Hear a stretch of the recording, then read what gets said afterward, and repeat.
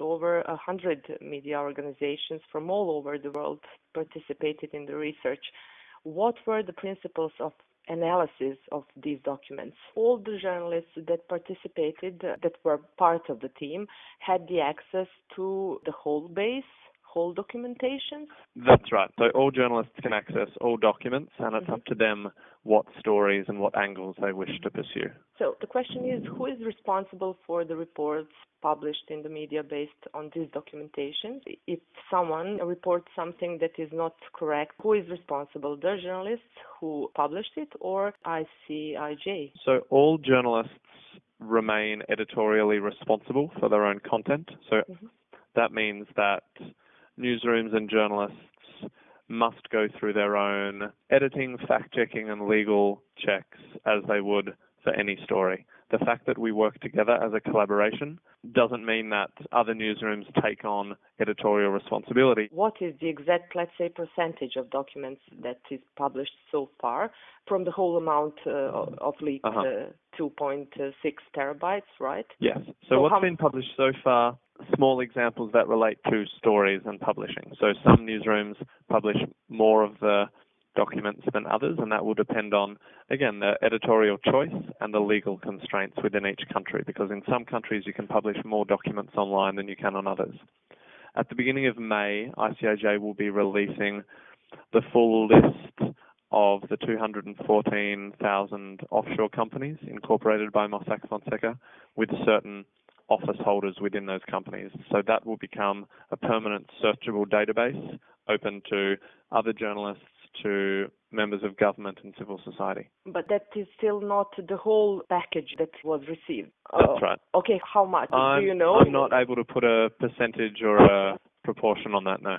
So why did ICIJ decided not to publish all the documents?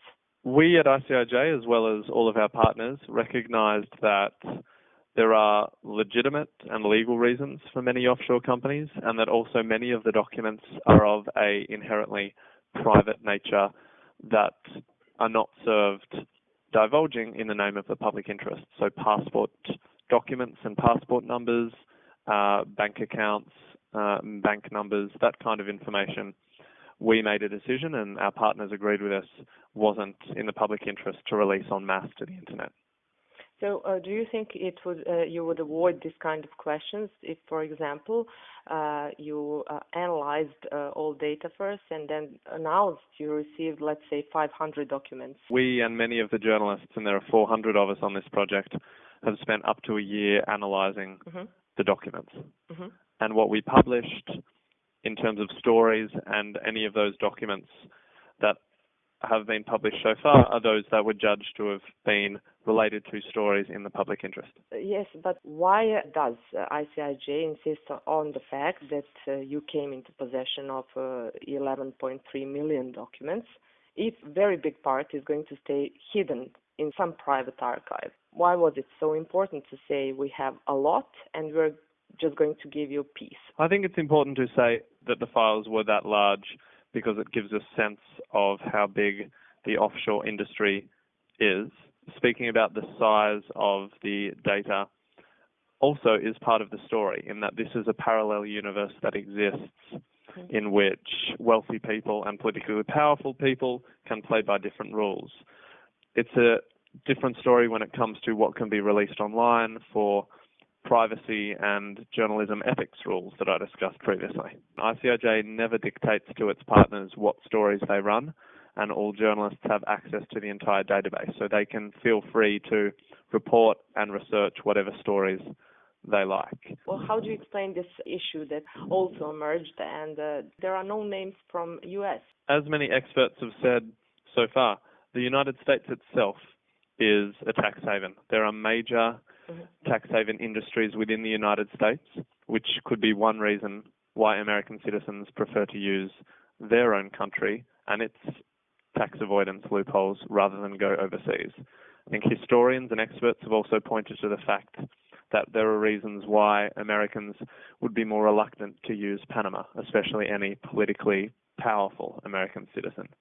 Obviously, ICIJ worked with American reporting partners who just as diligently went through the files looking for anyone of a public interest who had an American passport as equally as rigorously as they would have done for any other country. Publicly significant Americans has not turned up. We had a big theft of public money during 19th in Serbia here, and it was done through offshore companies.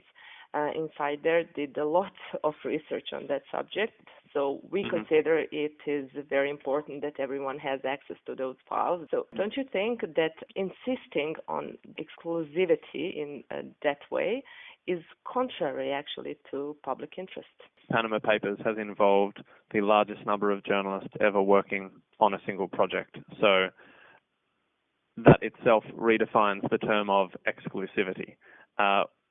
I think the fact that the German newspaper and ICIJ were keen and willing to develop a network of responsible journalists from 60, 70 countries, all reporting on the same documents based on their own professional determination of stories of public interest, means that this is a new form of journalism that isn't the form of traditional scoop exclusivity in which one journalist or one newsroom maintains control of all the information.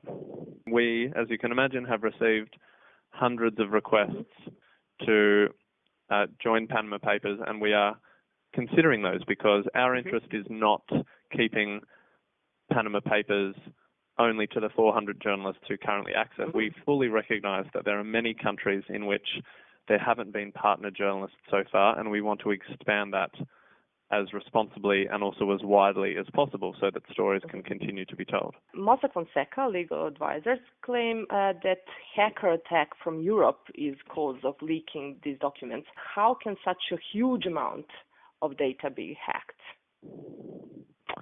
I'm not the right person to ask that question. I don't know about the technicalities of the hacking or supposed hacking.